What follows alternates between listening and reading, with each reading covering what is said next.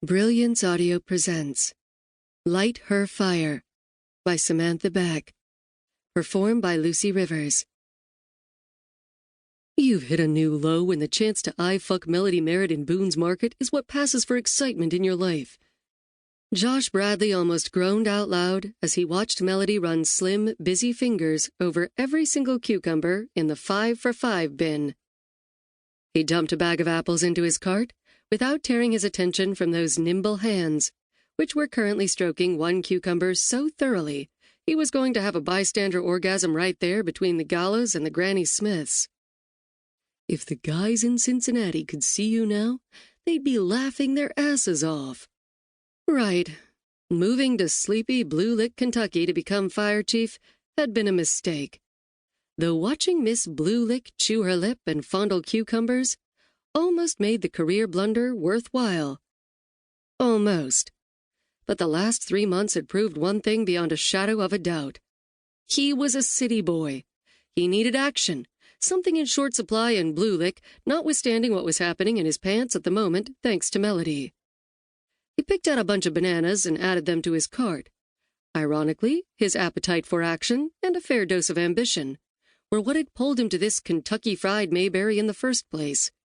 He'd stalled out in the Cincinnati Fire Department as an assistant chief with no chance of advancement until the chief retired, which the man showed no sign of doing.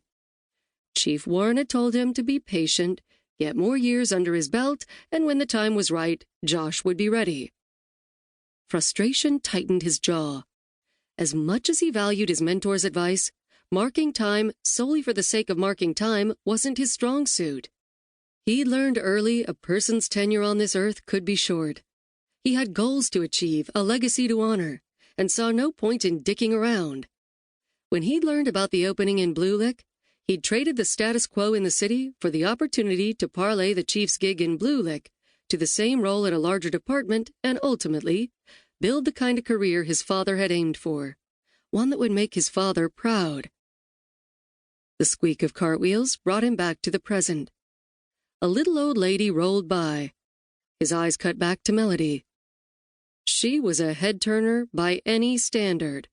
A tall, refined Southern Grace Kelly.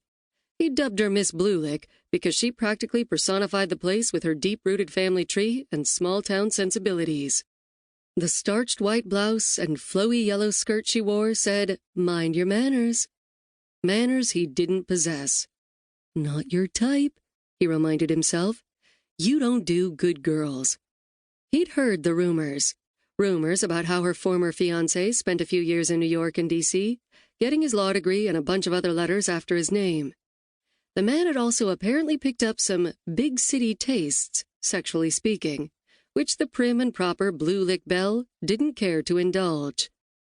Josh's tastes didn't tend toward prim and proper either, but every once in a while, he caught a glimpse of something less than proper sparkling in her mountain lake eyes.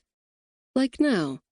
She stood on the opposite side of the produce section, staring at him with an expression that had his cock doing its best impression of a tower ladder. She blinked, as if suddenly realizing he was staring back, and looked away. Pathetic. You're in a grocery store fantasizing about corrupting Miss Bluelick. Then again, who could blame him?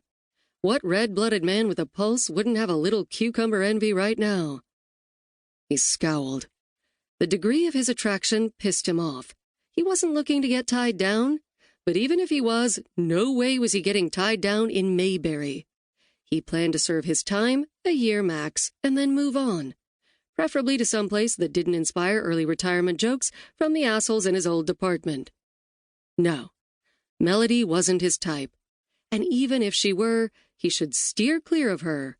But a part of him wanted to see just how deep all the Southern propriety really ran.